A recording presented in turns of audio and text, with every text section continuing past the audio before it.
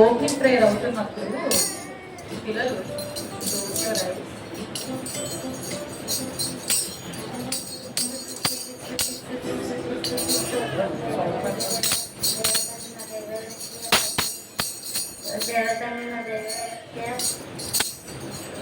ఎక్కడిద్దరు ముగ్గురు ఉంటే అక్కడికి నవంబర్కి ఉంటామని మేము నమ్ముతున్నాం తండ్రి. అప్పుడు సండే స్కూల్ స్టోరీ మనతో మాకు అర్థమయ్యేటట్టు చూడండి, మాకు గుర్తుండేటట్టు చూడండి. ఇంకేళ్ళకండి స్టోరీ అయితే నాకు సండే స్కూల్ పెట్టేటట్టు చూడండి. మేము వెళ్ళేటప్పుడు వచ్చేటప్పుడు కాచి కాపాడు తండ్రి. హల్లెలూయా. నేను చేస్తాను. మహోన్నత శుద్ర పరిశుద్ర తండ్రి ఇదిగోని ఇచ్చి అవకాశం పడి తండ్రి మీకు చెల్లించుకుంటున్నాం ప్రభావ. వచ్చిన ప్రతి బిడ్డను ప్రభావ నూరింపులు వేయింపులకు ఆశీర్వదించండి. రాని వాళ్ళని దానికి క్షమించి వచ్చిన వాళ్ళ నుంచి వాళ్ళు కూడా ఈ క్రమంలో ఒక భాగస్వామిగా ఉండడం సహాయం చేయమని మీ తండ్రి మీ ఆత్మబలాన్ని ప్రతి ఒక్క బిడ్డ పైన కుమ్మరించి తండ్రి మీ సేవకులుగా మీ సేవకురాలుగా ఉపయోగించుకోమని తండ్రి ఇచ్చి మీ ప్రార్థన చేస్తున్నాము పేరు కడిగి పెట్టుకొని కొనుక్కుంటున్నాను పర్లోకి తండ్రి. ఆమె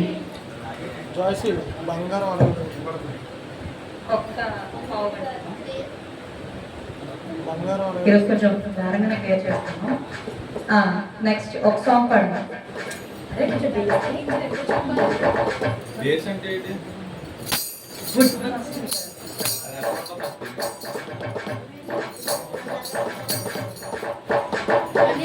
సాంగ్ ఎక్కడ కొంచెం ఆడుతున్నా బంగారం అడగాలేదు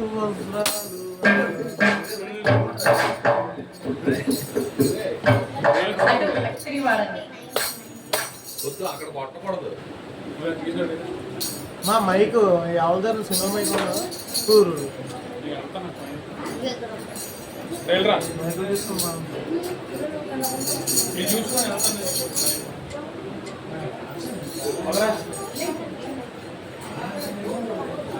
మా స్టార్ట్ చేయండి బేగా వెళ్ళిపోదాం.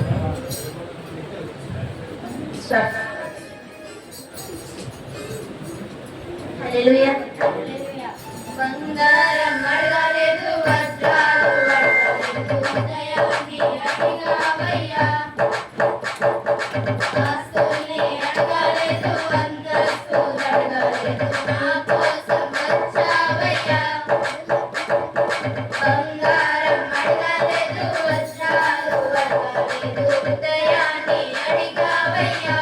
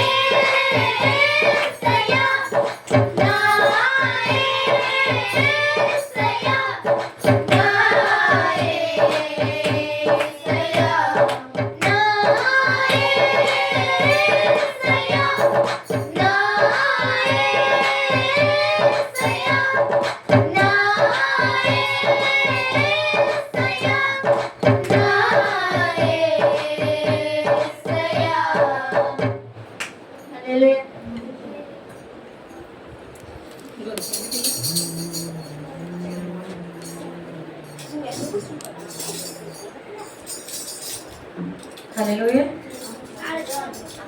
నెక్స్ట్ ఇంకా ల్యాప్టాప్ లేదు ఇది. పంపిస్తాను. ఇది వాట్సాప్ లాగిన్. మీదే అయిపోతుంది మీదే అయిపోతుంది అది మీరు లేదా మీరు అవంతలో ఉన్నాయి వచ్చి కూడా తగ్గాలి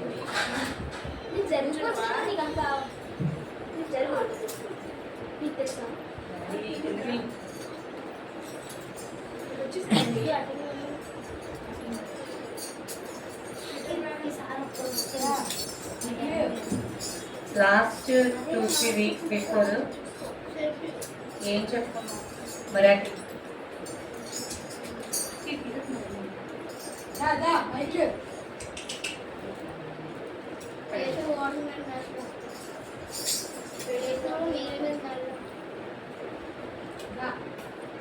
వాకింగ్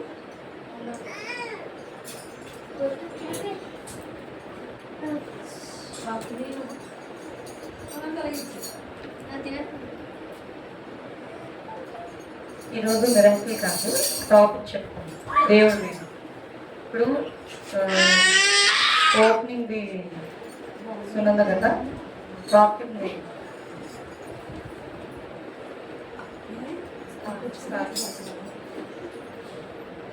ఇంకా నాకు పెట్టి మీ story Stories are blind man.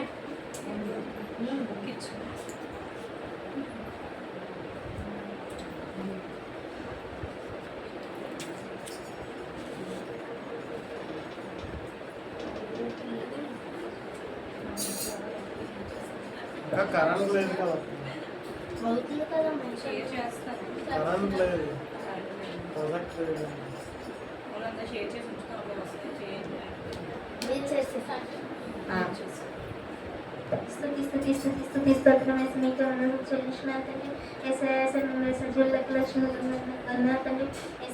చెప్పిన స్టోరీలో మంచిగా అర్థం చేసుకున్న సాయం చేయండి. ఏసఐ దాని నుంచి వచ్చి నీటిని మా జీవితంలో మేము అనుసరించిన సాయం చేయండి. అక్క స్టోరీ చెప్పిన కూడా అక్క కూడా మంచి బలాన్ని చెప్పింది. దయచేసి ఈ నోటి మాటలు తాకుతో అనిపించిందండి. వాళ్ళందరూ చేర్చుకున్నారండి. ఇంకేం మర్చిపోయిన కూర్చొని తగ్గుతున్నాను చేయించిందండి. వాళ్ళందరూ చెల్లించుకున్నారండి. ఈ చిన్న బ్రదర్ నేసినంలో అడుగుతున్నాను తండ్రి. ఆమె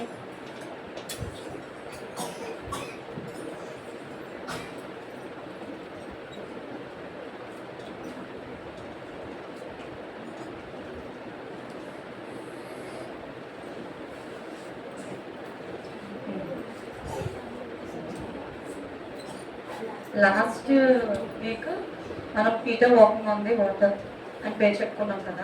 అంటే దేవుడి యందు విశ్వాసం కలిగి నమ్మకం కలిగిన వాళ్ళు ఎలా నడుస్తారు? అసాధ్యమైన దారుల్లో కూడా నడిపిస్తారు దేవుడు. అంటే వాటర్ మీద నడిచే అనేది అసాధ్యం కదా, దాన్ని కూడా సాధ్యపరిచారు దేవుడు. మీరు భయపడకండి, నేను ఇక్కడే ఉన్నా అంటే నువ్వు నిజంగా దేవుడు అయితే నేను నీ దగ్గరికి వస్తా అంటే అప్పుడు పీటర్ ఏం చెప్పారు దేవుడు?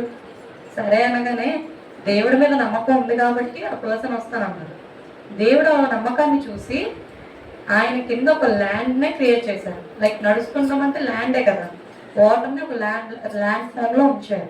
ఆయన వచ్చారు. మధ్యలో పీటర్కి ఏమొచ్చింది? జస్ట్ ఒక అపనమ్మకంగా వెనక్కి తిరిగి చూశారు. చూడగానే ఏమైంది? అది ఆయన పడిపోయి మునిగిపోయాడు. అప్పుడు దేవా నన్ను కాపాడు అంటే దేవుడు క్షమించి మళ్ళీ బయటపరచు. తనకి ఏంటి అనేది విశ్వాసం, నువ్వు ఇలా మళ్ళీ తట్టు తిరగకూడదని దేవుడు బయటపరచు. ఈరోజు టాపిక్ ఏంటంటే దేవుని బయటపరచు అంటే మనల్ని మనం ఎలా తెలుసుకోవాలనేది టాపిక్. ఇప్పుడు చాలా వరకు ఏంటంటే మనకు అవసరం వస్తే ఖచ్చితంగా ప్రేయర్ చేస్తాం, మనకు అవసరం రాకపోతే ప్రేయర్ చేయాలి. అంతేనా? అలాగే ఉంటున్నాం కదా. అంటే ఇప్పుడు మనకి డైలీ నీడ్స్లో అంటే నాట్ ఓన్లీ నేను కాదు మీరు కాదు, అందరూ హ్యూమన్ బీయింగ్స్కి ఉండే నేచర్ ఏంటంటే అవసరానికి అక్కడికది వాడడం. ఇప్పుడు మనకి బ్రష్ అనేది మార్నింగ్ లేచి లేవగానే బ్రష్ చేస్తే ఫస్ట్ అండ్ షుడ్ మ్యాండేట్. కానీ అది ఇప్పుడు మీ చేతిలో ఉందా? ఒక్క చేతిలో ఉండదు. కానీ ఎర్లీ మార్నింగ్ లేచి లేవగానే ఫస్ట్ చేసే పని ఏదైనా ఉంటుంది, అది బ్రషింగ్.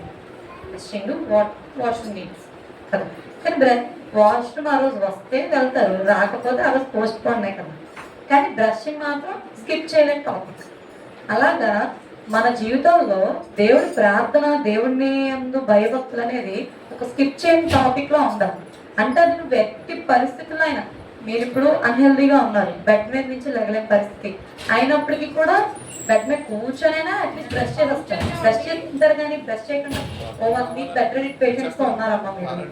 లైక్ బెడ్ మీద కదలలేని పరిస్థితి, ఏదో కాల్ ఫ్రాక్చర్ ఏదో సంథింగ్ అని, అవన్నీ కూడా ఫుడ్ తినాలి. మీరు బ్యాండెడ్ ఫుడ్ తినాలి కదా, స్నానం ఆపుతారు కానీ మీరు బ్రషింగ్ ఆపుతారా? బ్రషింగ్ ఆపుతారు, ఎందుకంటే అది స్కిప్ చేయని టాపిక్ గా ఉంది మన లైఫ్ లో. అది చేయకపోతే ఎలా ఉంటుంది, నోరంతా కూడా బ్యాడ్ స్మెల్ వస్తుంది బ్రషింగ్ చేయకపోతే కదా. అందరి దగ్గర మనం మాట్లాడలేదు. ఇంకోటి ఏంటి, సరిగ్గా క్లీన్ చేసుకోకపోతే మనకి ఇన్ఫెక్షన్ వస్తుంది. థర్డ్ ఏంటి, మన పక్కన ఎవరో కూర్చోడు, బాయ్ ఏంటి అమ్మాయి, ఏంటి అబ్బాయి ఎలా ఉన్నాడు అని. అలాగే దేవుడు అంటే ఈ స్మెల్ ఎవరికి నచ్చుద్ది, అలాగే మనలాగే ఎవరైతే బ్రషింగ్ చేయరో వాళ్ళకి నచ్చుద్ది. నువ్వు నేను ఒకటే అన్నాను కదా. కొన్నిసార్లు వాళ్ళు కూడా ఇష్టపడరు మనం, బాబోయ్ చాలా ఓవర్గా వీళ్ళు అసలు బెడ్ రెడీ పేషెంట్ అయినా సరే చేయకుండా ఉండాలి, చెయ్యాలి అని పెట్టుకుంటారు కదా. అలాగా మన జీవితంలో కూడా ప్రార్థన అనేది, దేవుడి కోసం భయభక్తి అనేది, అది స్కిప్ చేయలేని టాపిక్ గా ఎప్పుడైతే ఉంటుందో, బ్రష్ చేసినప్పుడు మనం ఎంత ఫ్రెష్ గా ఫీల్ అవుతామో మన జీవితాలు కూడా అంతే ఫ్రెష్ గా ఉంటాయి ఆ టైంలో. అలా కాకుండా మనం గుర్తొచ్చినప్పుడు ఏదో 2 days కి 3 days కి చేయండి ఒకసారి బ్రషింగ్, ఎలా ఉంటుంది, వికారంగా ఉంటది. అలానే దేవుడు ప్రార్థన కూడా మీకు గుర్తొచ్చినప్పుడు, ఏదో అవసరం వచ్చినప్పుడు చేస్తే దేవుడు కూడా ఏమనుకుంటారంటే, ఏంటి అవసరానికి వాడుకుంటున్నారేమో, ఒకసారి వదులుగా ఒక శోధన తెలుస్తుంది అంటారు. శోధనలు అనేది చాలా మంది, అమ్మో నాకే వచ్చింది కష్టం, నాకే ఎలా అనుకుంటారంటే, ఈ అమ్మిది నాకే వచ్చింది, నాకే పెట్టాడు. మీరు ఏ పరిస్థితుల్లో పెట్టాడో దేవుడు అది. ఇప్పుడు మీరున్నారు, ఒక రెయిన్ పడుతుంది, మీ మదర్ ఏం చెప్పారు, గొడుగు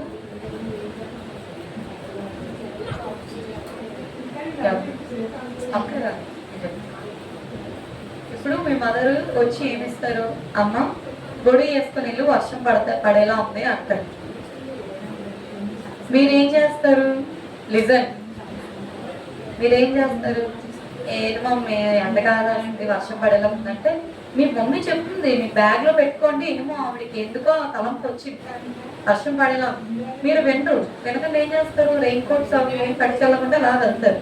ఈవినింగ్ వచ్చినప్పటికీ పెద్ద వర్షం పడేలా ఉంది, ఆమె న్యూస్ లో చూసిందో లేదో బయలుపరిచాడో దేవుడు గొడుగు అనేది పెట్టడం ఆమె చెప్పడం దేవుడు బాధ్యత. ఆచరించినప్పుడు బాధ్యత మనది. ఆచరించకపోతే ఏం చేస్తాడు దేవుడు? దేవుడు వచ్చి నీ బ్యాగ్ లో పెడతారా? పెట్టరు కదా.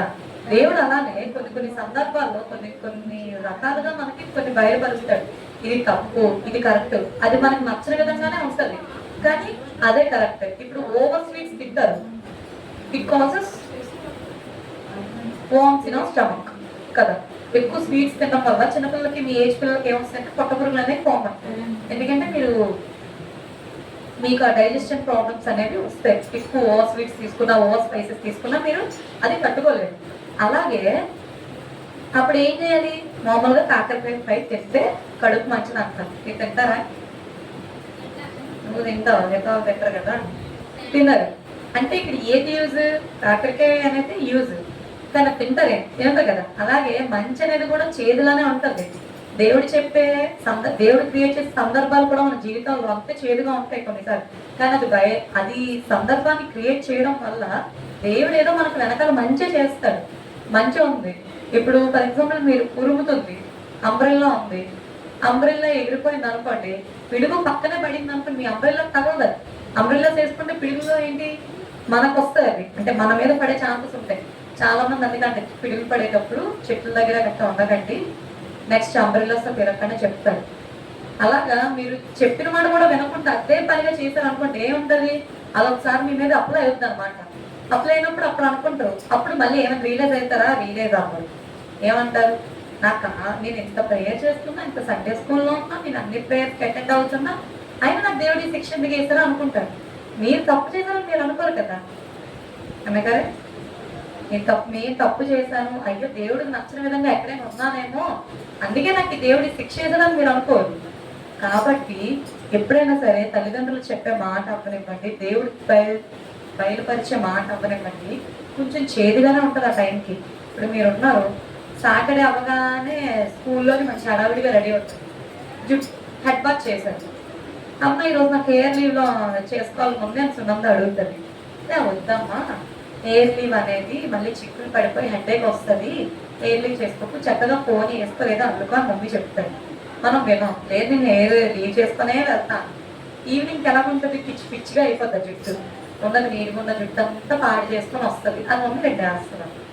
ఆ చిక్కన్ మీరు ఎక్కువ నేనే వెళ్తాను కదా, హెడేక్ వస్తుంది. ఎందుకు, హెయిర్ లీవ్లో అలా ఉంది కాబట్టి ఈ పక్కంతా లాగుద్ది, అలా ఎగురుతూ ఇలా లాగుతూ. ఎవరో ఫ్రెండ్స్ టీచ్ చేస్తూ ఉంటారు కదా హెయిర్ అన్నాక, వాళ్ళకి ఎలా ఉంటుందంటే, నువ్వేనా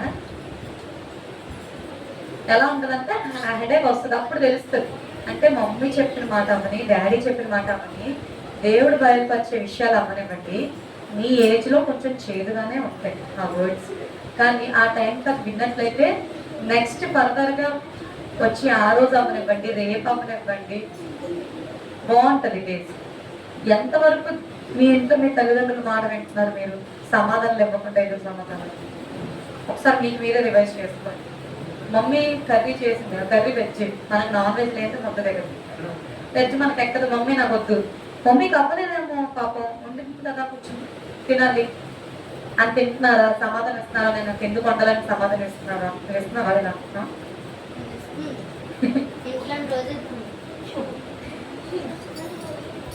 తప్పు. పేరెంట్స్ ఎప్పుడు కూడా మనం ఎదురు సమాధానం ఇచ్చేంత మాట్లాడేంత మనకి లేదు. వాళ్ళు మనకి ఎంత పెద్ద ఏజ్ అవ్వనివ్వండి, మనం ఎంత సంపాదించుకున్నప్పటికీ అవ్వనివ్వండి, మనకి ఎదురు సమాధానం ఇచ్చేంత పెద్దవాళ్ళం అయితే మనకి ఎప్పటికీ కాదు. ఇప్పుడు మీరున్నారు, నేను మమ్మీ అంత ఏజ్, ఇప్పుడు మా మమ్మీ నాకు 22 years ప్రెసెంట్, నేను మా మమ్మీ స్టేజ్ దాటాను కదా, 22 అయిపోయింది కదా, సో నేను ఎందుకు మా అమ్మ మాట వినాలి అని ఉంటుందా? మమ్మీ ఇప్పుడు నాకు 45 వచ్చింది మమ్మీకి, మరి నా మీద పెద్దయే కదా. మనం ఎంత పెరుగుతున్నప్పటికీ మన మీద వాళ్ళు పెద్దవాళ్ళు అవుతారు కానీ తగ్గిపోరు కదా. సో ఏ ఏజ్లో అవనివ్వండి, ఎలాంటి టైంలో అవనివ్వండి, దేవుడు మన కొరకు ఏర్పరిచిన దూతల వాళ్ళు పేరెంట్స్ అనేవాళ్ళు. అర్థమవుతుందా? దేవుడు అనే టైంలో మీకు అన్ని నీడ్స్ పక్క నుండి చూసుకోవడానికి పేరెంట్స్ ఉంటారు ఖచ్చితంగా, వాళ్ళు మీకు దూతలు. ఫారెన్ కల్చర్ ఎలా అంటే, ఒక 6 months బేబీ అయినప్పటికీ వేరే రూమ్లో పెట్టి అండర్ CCTV ప్రొటెక్షన్లో వాళ్ళు పెంచుతారు వాళ్ళని. ఇప్పుడు నేను మైకిల్ని ఎలా పెంచుకుంటాను, జస్ట్ పక్కన వేసుకొని లేదా గుడ్ల మీద పడుకోబెట్టుకొని వాడికి ఇలా పాలు పెట్టి అలా పెట్టి ఇలా ఫుడ్ తినిపించి ఎత్తుకొని గారాబం చేస్తారు అలా. ఫారెన్లో అలా ఉండదు, ఎంత తిన్నావా లేదా మనం CCTV అండర్ దాంట్లో 6 months బేబీ నుంచే పెరుగుతారు. బాగా ఏడుస్తూ ఏడుస్తూ నిద్ర నుంచి లేచారు అనుకున్నాము, వెంటనే లేచి కూడా మనం తీసుకుంటాం ఇండియన్ కల్చర్లో. బట్ ఫారెన్ కల్చర్లో ఎలాగంటే ఏడుస్తాడా 5 నిమిషాలు ఏడుస్తాడా, 10 నిమిషాలు వేస్తాడు, అలా మోర్ దెన్ 1.5 hour అయితే కానీ వాళ్ళు ఆ రూమ్లోకి వెళ్ళరు. పాల డబ్బాని పక్కన రెడీగా ఉంచుతారు, వాళ్ళు తీసుకొని తాగడానికి రెడీగా. అది వాళ్ళ కల్చర్. కానీ దేవుడు ఇంత మంచి పేరెంట్స్ని, ఇంత మంచి కల్చర్ని మనకి ఇక్కడ ఉంచినందుకు, మనం ఇక్కడ పుట్టినందుకు proud to be that. Okay, ఎప్పుడు తల్లిదండ్రులకి మనం దేవుడి దగ్గర ఎంత భయభక్తులు కలిగి ఉంటామో అంతే భయభక్తులతో మన పేరెంట్స్ దగ్గర కూడా ఉంటాం. అర్థమవుతుందా? నెక్స్ట్ నేను చెప్పిన దాంట్లో దేవుని యందు భయభక్తి ఎంతమందికి అర్థమైంది పాయింట్? లాస్ట్ టైం చెప్పాను. భయభక్తి అంటే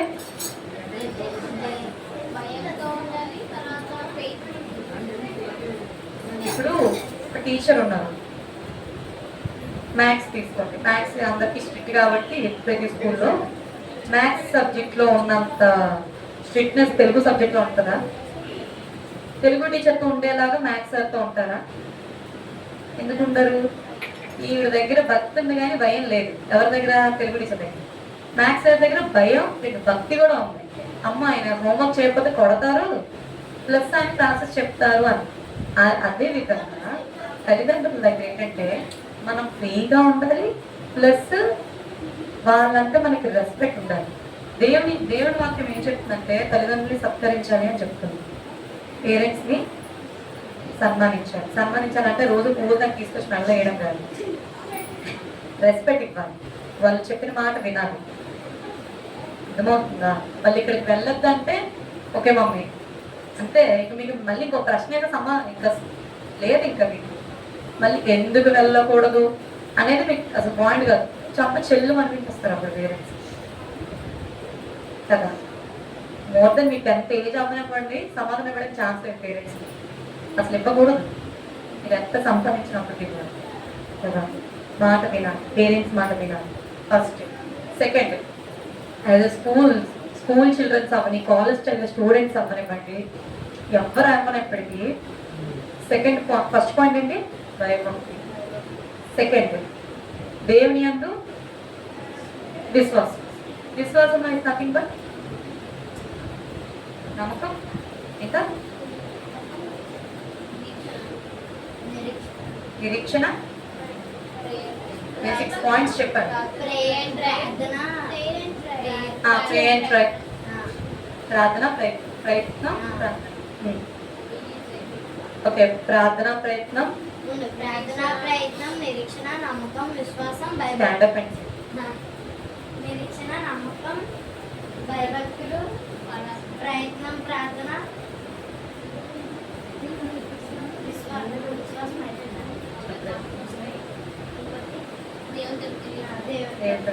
ఈ 6 పాయింట్స్ ఇప్పుడు మనం ఏంటంటే స్టోరీస్ వైజ్ గా చెప్పుకున్నాం. ఇప్పుడు డీప్ గా చెప్తున్నాను. ఫస్ట్ భయభక్తులు అయిపోయింది కదా. సెకండ్, నమ్మకం. దేవుడి మీద నమ్మకం ఎలా ఉండాలంటే మీకు ఆల్రెడీ ఒకసారి ఒక అంబ్రెల్లా స్టోరీ చెప్తాను. ఏంటి, ఒక విలేజ్ లో వర్షం పడట్లేదు, వాళ్ళందరూ ఒక ప్రేయర్ చేసుకోవడానికి వచ్చారు. ప్రేయర్ మీటింగ్ పెట్టుకుంటే ఖచ్చితంగా దేవుడు కరుణిస్తాడు మనల్ని అని చెప్పి అనుకున్నారు. కానీ అక్కడ వర్షం పడలేదు. వర్షాలు ఇంకా పడట్లేదు, మనం ఇంకా గొప్పగా అందరూ కలిపి ప్రేయర్ చేసుకుందాం అనేసరికి అయితే అందరూ ఆ గ్రామంలో 100 ఫ్యామిలీస్ ఉంటే ఆ 100 ఫ్యామిలీస్ అక్కడ అటెండ్ అయినా కూడా అందులో ఒకే ఒక అమ్మాయి మాత్రం అంబ్రెల్లా పట్టుకుని వచ్చింది. మిగతా వాళ్ళందరూ ప్రేయర్ అటెండ్ అయ్యారు, వాళ్ళు దేవుడిని ఆనందిస్తున్నారు, దేవుడిని స్తుతిస్తున్నారు, దేవుడిని ప్రార్థన చేస్తున్నారు. కానీ నమ్మకం ఎవరి దగ్గర ఉంది? దేవుడు ప్రార్థన చేసిన తర్వాత వర్షం ఖచ్చితంగా పడచ్చని ఆ పాపకు మాత్రమే ఉంది. సో నమ్మకం అంటే అలా ఉండదు. విశ్వాసం ఏంటంటే ఇప్పుడు నీకు ఒక కష్టకాలం వచ్చింది, లైక్ ఇప్పుడు మీరున్నారు ఎగ్జామ్కి చదవలేదు, చదవకుండా ఎగ్జామ్ క్వశ్చన్ పేపర్ ముందు వేసుకొని తండ్రి నాకు ఆన్సర్స్ మీ కళ్ళు మూసుకుంటా నాకు రోబో మూవీలో కనిపించేసి రాసుకుంటా అంటే అయిపోతా, రోబోలాగా నాకు ఇలా ఒకసారి చదవగానే వచ్చేయాలంటే అయిపోతా అంటే ఏంటి అక్కడ?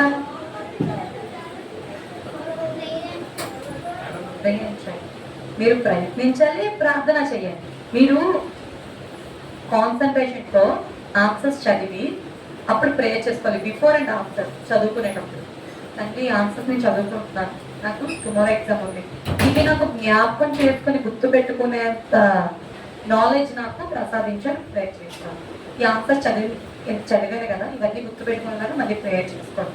బిఫోర్ ఆఫ్ ఎగ్జామ్ అంటే ప్రేయర్ చేయాలంటే మళ్ళీ మీరు ఎగ్జామ్ ముందు ప్రేయర్ చేసుకోవడం కాదు, ఎగ్జామ్ హాల్కి వెళ్ళే ముందు నార్మల్గా మీరు ప్రేయర్ చేసుకోండి. అలా చేసుకోవడం వల్ల ఇక్కడ ప్రయత్నం మీరు చేశారు, ప్రార్థన చేశారు. అదే మీరు చదవకుండా వెళ్ళి ప్రేయర్ చేసుకుంటే అవుతుందా? ఇవ్వలేరు కదా అప్పటికప్పుడు ఆన్సర్ దేవుడు. అది ప్రార్థన, ప్రయత్నం. నమ్మకం అయిపోయింది, విశ్వాసం వచ్చేసి ఇప్పుడు ఎగ్జామ్ లో నేను ప్రార్థన ప్రయత్నం 2 చేస్తే దేవుడు నాకు ఖచ్చితంగా మంచి రిజల్ట్ ఇస్తాడనేది విశ్వాసం. అర్థమైందా? ఈ 2 కూడా చేస్తే ఖచ్చితంగా దేవుడు నాకు నా జీవితంలో మంచి కృపను ఇస్తాడు అనేది ఒక విశ్వాసం. వినయం, నమ్మకం, విశ్వాసం, నిరీక్షణ అవ్వలేదు, భయభక్తులు, ప్రయత్నం. నిరీక్షణ అంటే ఇప్పుడు నేనున్నాను, ఫర్ ఎగ్జాంపుల్ మీరే అనుకోండి ఒక కాంపిటేటివ్కి ప్రిపేర్ అయ్యారు, లైక్ స్విమ్మింగ్ కాంపిటీషన్ అనుకోండి. ఎప్పుడు మీరు సెకండ్ వస్తున్నారు, ఏంటి దేవుడా ప్రభువా నేను ఎన్నిసార్లు కాంపిటీషన్లో పార్టిసిపేట్ చేసినప్పటికీ కూడా నాకు ఓన్లీ సెకండే వస్తుంది, రన్నింగ్కే వస్తుంది, ఫస్ట్ ప్రైజ్ విన్నర్గా రావట్లేదు అని అనుకోవచ్చు. నాకు అసలు ఇవ్వవు నువ్వు అని అనకూడదు. తండ్రి ఇంకా గొప్పదేమని వచ్చావేమో అని. ఒక్కొక్క దగ్గర దేవుడు నేను లేవనెత్తాడు అక్కడ. అంటే నిరీక్షణ ఇస్ నథింగ్ బట్ మీకు ఆన్సర్ రాని పాయింట్ ఏదైనా ఉంది అంటే అది దేవుడి చిత్తం కాదేమో. ఇంకా మీ లైఫ్లో ఇప్పుడు మీరు ఒక్కొక్కరు 6th, 8th, 9th క్లాసెస్ మీకు ఇచ్చామంటే ఐఏఎస్ ఆవరిస్తారేమో. నేను ఇప్పుడు ఐఏఎస్ అవ్వాలనుకుంటున్నాను. 6th క్లాస్లో ఉన్నాను. నేను ఐఏఎస్ అవ్వాలనుకుంటున్నాను, ఆర్ఎస్ డాక్టర్ అవ్వాలనుకుంటున్నాను. నాకు డైరెక్ట్గా ఎంబీబీఎస్ ఫైనల్ పేపర్ ఇస్తాడా? రాసి అమ్మ నువ్వు డాక్టర్ అవ్వాలనుకుంటున్నావు కదా, ఇవ్వరు కదా. నువ్వు ఎంత గింజుకొని వేసినా నీకు ఇవ్వరు. అలాగే దేవుడు నిరీక్షణ అన్న పాయింట్ ఏంటంటే ఒక్కొక్క సందర్భంలో నీకు వచ్చే క్వశ్చన్కి లేదా ప్రేయర్కి వచ్చే ఆన్సర్కి ఇంకా టైం ఉందేమో.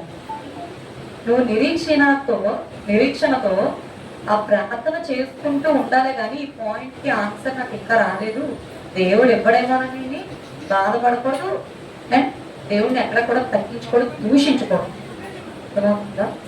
నెక్స్ట్ లాస్ట్ పాయింట్ ఏంటి? దేవుని తట్టు తిరిగి ఉండటం. దేవుని తట్టు తిరిగి ఉండటం అంటే ఇప్పుడు మీ ఫ్రెండ్స్ ఉన్నారు. For example you are not a school age, you are the student of college students. మీరు మీ ఫ్రెండ్స్ అందరిలో మీరు ఒక్కరి క్రిస్టియన్, అంటే దేవుని నమ్ముకున్న ఒక్క పర్సన్ మీరే. మిగతా వాళ్ళందరూ అన్యులు అనుకోవచ్చు. They are plan trip to Tirupati orders. అంటే ఏదైతే వీళ్ళు పుణ్యక్షేత్రాలు ఏవైతే తిరుగుతానంటారో వాళ్ళ తిరుపతి ఒక్కొని అన్నవరం వేసుకోండి, దగ్గర ఉంది కదా, అన్నవరం అందరూ వెళ్దాం అనుకోండి. మీరు అప్పుడు ఏం చేయాలి? ఏం చెప్తారు? ఆ పదాన్ని గుడి బయట ఉంటాను, నేను వెళ్ళేసి వచ్చేయండి అంటారా? ఆ ట్రిప్ క్యాన్సిల్ చేసుకుంటారా అంటారా? ఎందుకు? అది వాళ్ళ డెవోషనల్ ట్రిప్స్, మనం తిరగకూడదు. ఇప్పుడు దేవుడి తప్ప తిరుగుతూ ఉండటం అంటే ఈ మాట అనొచ్చు, నేను గుడి బయట ఉంటాను మీరు వెళ్ళేసి వచ్చేయండి మీతో ఏమి అని చెప్పేసి. ఇప్పుడు వాళ్ళందరూ గుడికి వెళ్ళిన వాళ్ళు నాన్ వెజ్ తినకూడదు, ఇలా పాటించాలి అలా పాటించాలి అని ఉంటుంది.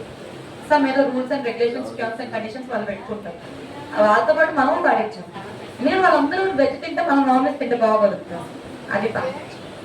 వాళ్ళు ఏమించో ఉదయం వేసి స్నానం చేసుకోవాలి అని పెట్టుకుంటాం అనుకో, అది మనం చచ్చినట్టు వాళ్ళతో పాటు. ఎందుకంటే వాళ్ళతో పాటు వెళ్ళి కూర్చున్నాం కదా, మరి మనం గుడి లోపలికి వెళ్ళకపోయినా వాళ్ళతో సావాసం చేస్తున్నాం కదా.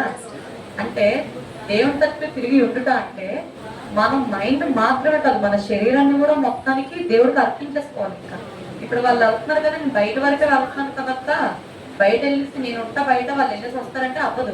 వాళ్ళు ట్రిప్ వేసుకుంది దేనికి? అక్కడికి వెళ్ళడానికి. అంటే ఆ కారణం చేస్తే ఆ బండి నడుస్తుంది, ఆ వెహికల్. ఇప్పుడు కారు ప్లాన్ చేస్తారు, కారు వెళ్తుంది దేనికోసం వెళ్తుంది? అక్కడ అన్నవరం వెళ్ళాలని అనుకుంటుంది ఆ కారు. అలాంటప్పుడు నువ్వు బయట ఉంటే ఏంటి, లోపల ఉంటే అంటే ఆ చిత్తం కొరకు, వారు అన్యుల చిత్తం కొరకు మనం నడవబడినా ఆ దేవుని తట్టు తిరిగినట్టు కాదు, దేవుని మిస్ చేసినట్టే. కాబట్టి అన్యులు అలా చేస్తే అంటే అన్యులు. ఇప్పుడు మన పేరెంట్స్, ఇప్పుడు ఫర్ ఎగ్జాంపుల్ నా తల్లిదండ్రులే అన్యులు. రియలిస్టిక్ గా చెప్పాలంటే నా తల్లిదండ్రులు. ఇప్పుడు నేను పూజల సమయంలోని మమ్మీ వాళ్ళ ఇంటికి నేను ఇప్పటికీ వెళ్ళినప్పుడు మమ్మీ ఎటువంటి పూజలు చేయనప్పుడు కానీ, ఈ వ్రతాలు ఇవేవో ఉంటాయి కదా, అవి లేనప్పుడు మాత్రమే నేను మామూలు టైమ్స్లో నేను ఆ వ్రతాలు వెళ్ళి వాళ్ళు ఏమంటారు, వీటి కొరకు కాకపోయినా రామంటారు. కానీ అక్కడ అకేషన్ అదే జరుగుతుంది కదా, మనం వెళ్ళకూడదు. సో దేవుని తట్టు తిరగడం అంటే ఇంకా మనం మానసికంగా, శారీరకంగా దేవుడికి మనం అర్పితములు అయిపోయాం. కాబట్టి అన్నిలు చేసే సావాసాలతో మనం బయట ఉంటాను కదా అయిపోద్ది అన్న మాట అయితే రాకూడదు. ఆ కొరకు మీరు వెళ్తున్నారు కాబట్టి నేను అర్థమవుతుందా? ఇది దేవుని తట్టు తిరిగి ఉంటుంది. 6 పాయింట్స్ అర్థమయ్యాయి. నెక్స్ట్ ఫస్ట్ పాయింట్ వచ్చేసి ఏంటి? పేరెంట్స్ గురించి. సెకండ్ ఒక ట్యాగ్ లైన్, సెకండ్ ఒక టైటిల్లో ఈ ట్యాగ్ లైన్స్ ఇవన్నీ 6 పాయింట్స్ మీరు రాయాలి మనకి. అర్థమవుతుందా? థర్డ్ అండ్ ఫైనల్ పాయింట్ వచ్చేసి స్టోరీస్ చెప్పాను కదా, 2 స్టోరీస్ మీకు చూపించలేదు. 2 స్టోరీస్ చూడండి. సరే, okay.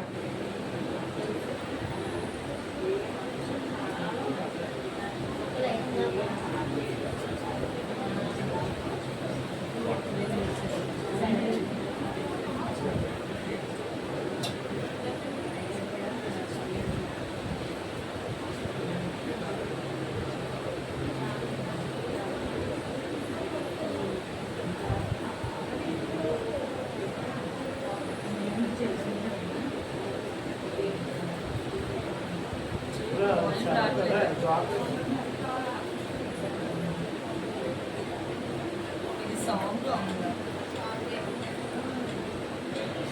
Song for kids.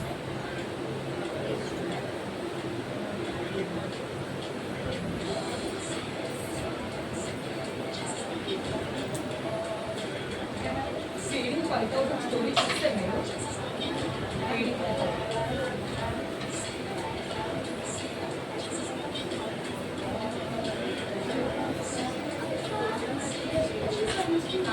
Mouli ఆ ఫస్ట్ వన్ పెట్టు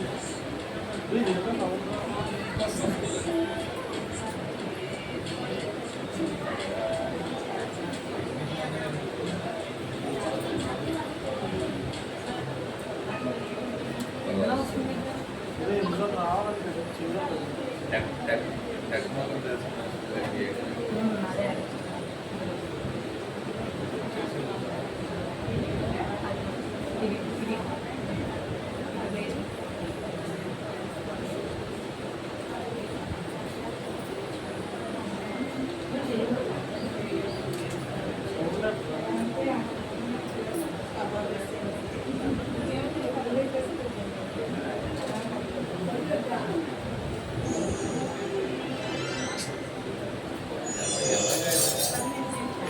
లైట్స్ ఆఫ్ చేయండి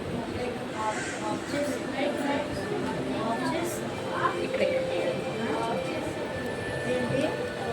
ఇక్కడ ఆఫ్ చేయండి ఇక్కడ అంతా ఆఫ్ చేయండి.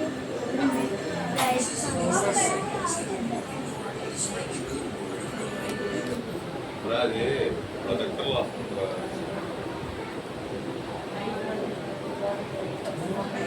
ప్రొజెక్టర్ వస్తుంది ఒకసారి screen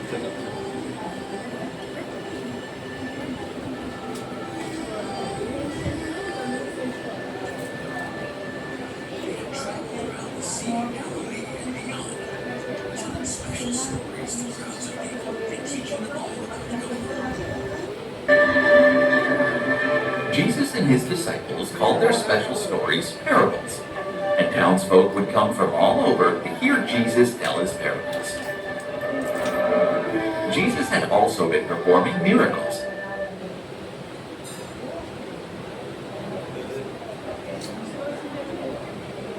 Showing the people his remarkable gifts, and blood had also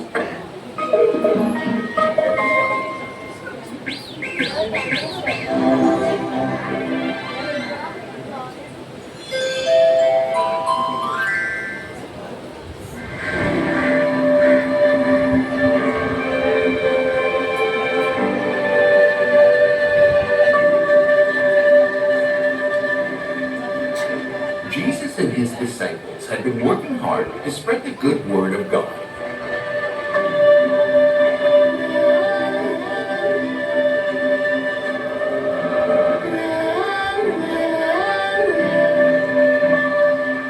They had traveled around the Sea of Galilee and beyond, telling special stories to crowds of people and teaching them all about God. Jesus and his disciples called their special stories parables, and townsfolk would come from all over to hear Jesus tell his parables. Jesus had also been performing miracles, showing the people his remarkable gifts and blessings from God. On one particular day, Jesus had fed thousands of people with just 5 loaves of bread and 2 fishes. You might already know that story, called the feeding of the 5,000. The disciples had seen Jesus perform this miracle, but didn't quite understand. Did Jesus do some trick to make more bread and find more fish?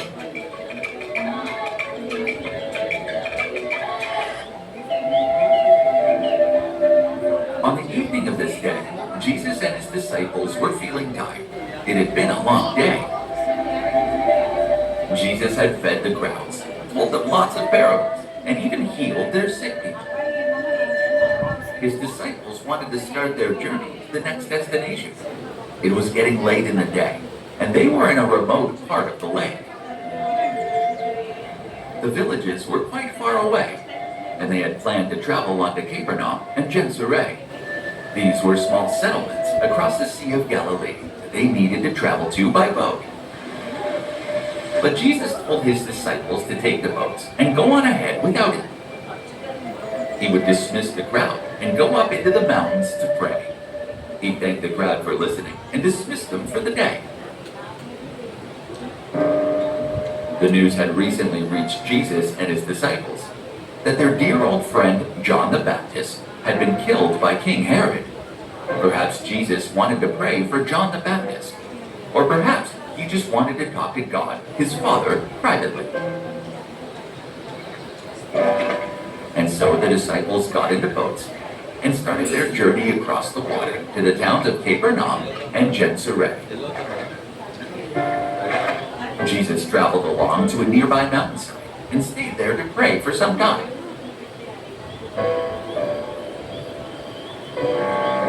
He could see the disciples' boats traveling out on the lake, buffeted by a strong wind. They were already some way away from the shore. Jesus stayed on the mountain until the early hours of the morning, praying to God. He thought about his day preaching to the townspeople, healing the sick, and performing miracles.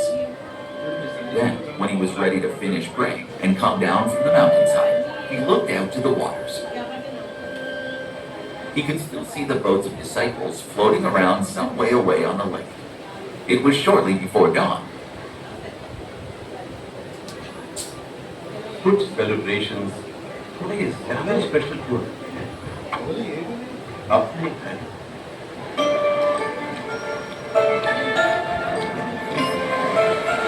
Jesus went down to the edge of the shore and began to walk. He stepped onto the water, which rippled and waved gently beneath his feet. Step by step, he walked onto the water towards the disciples' boat. His disciples were not sleeping. They had been looking out of the boat and across the water, hoping to catch a glimpse of Jesus coming down the mountainside. They had been looking out of the boat and across the water.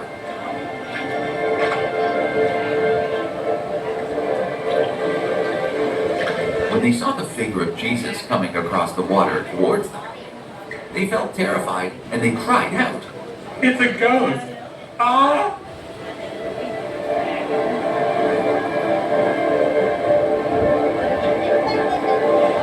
The disciples may have been so scared because of a superstition that was widespread in the age when Jesus walked the earth. They believed that seeing a spirit before dawn would bring bad things to their lives, and they were frightened that the figure walking on the water in front of them was a spirit. Surely a man couldn't carry out such a feat. But then Jesus called to them across the water and tried to calm them. Take courage. It is I. Don't be afraid. The disciples heard the voice of their leader and teacher Jesus, and they felt bewildered. They looked across the cold blue ripples of the windy lake and squinted towards the figure. Then, with courage, Peter called out, Lord, if it's you, tell me to come to you on the water. Jesus heard Peter call to him, and he called back, Come.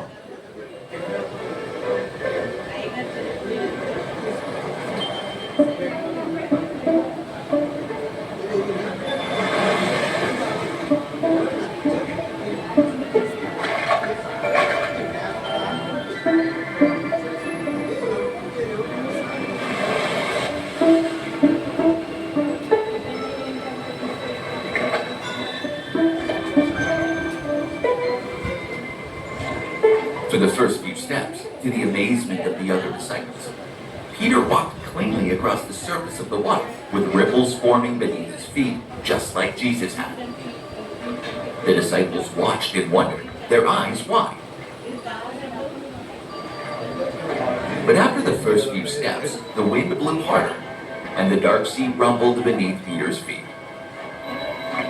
He looked down into the deep black water and began to feel frightened again. The wind puffed and wailed around him, and his feet sank into the water. Peter cried out, Lord, save me! Save me, please. The disciples cried and shouted as Peter sank into the water. Surely he would drown in the windy sea. But Jesus heard Peter's cry. Jesus walked towards him. Jesus extended his hands, and he caught Peter, wailing and thrashing just as he was about to drown.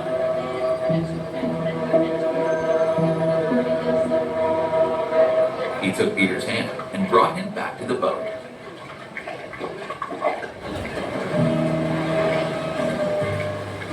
Peter and Jesus both stepped back into the boat. Peter shook the water from his clothes. Jesus said to Peter, You of little faith, why did you doubt? The wind had dropped now, and the deep waters of the Sea of Galilee were cold and still again. Peter and the other disciples were amazed. Surely they had seen a miracle. Jesus had walked on water and rescued Peter from certain drowning. And indeed, Peter had walked on water for just a few steps too, guided by Jesus. All the disciples dropped to their knees and worshipped Jesus. They reached out towards Jesus, saying, Truly, you are the Son of God.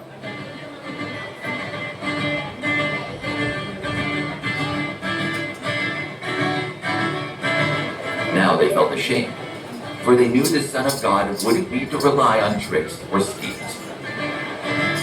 Jesus had faith in God, and God had provided for Jesus and his followers.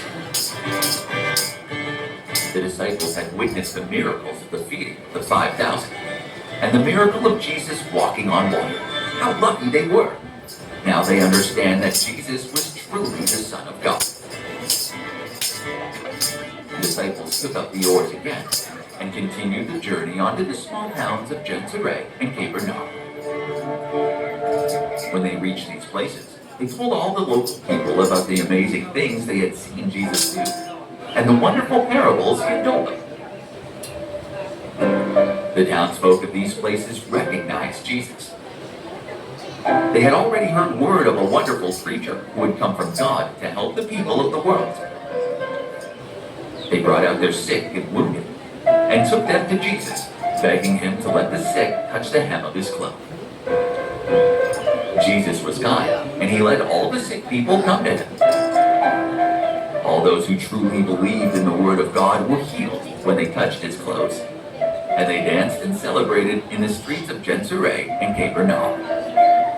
And so, the good news about Jesus and his miracles continued to spread throughout the land.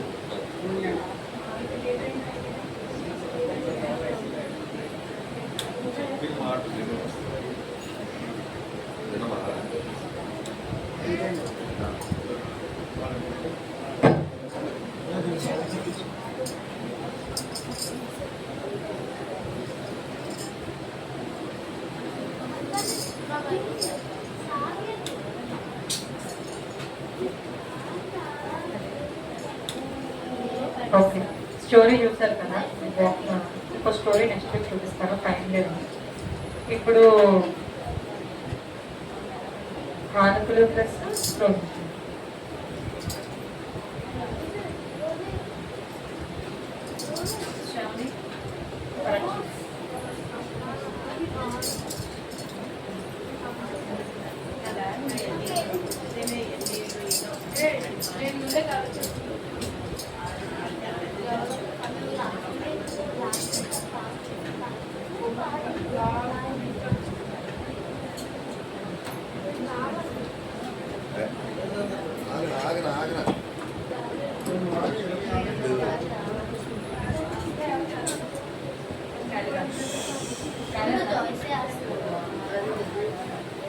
లేకపోతే వద్దు, మీరు ఎవరు తేలేదా? Next week నుంచి మాత్రం కరెక్ట్గా collect చేయాలి.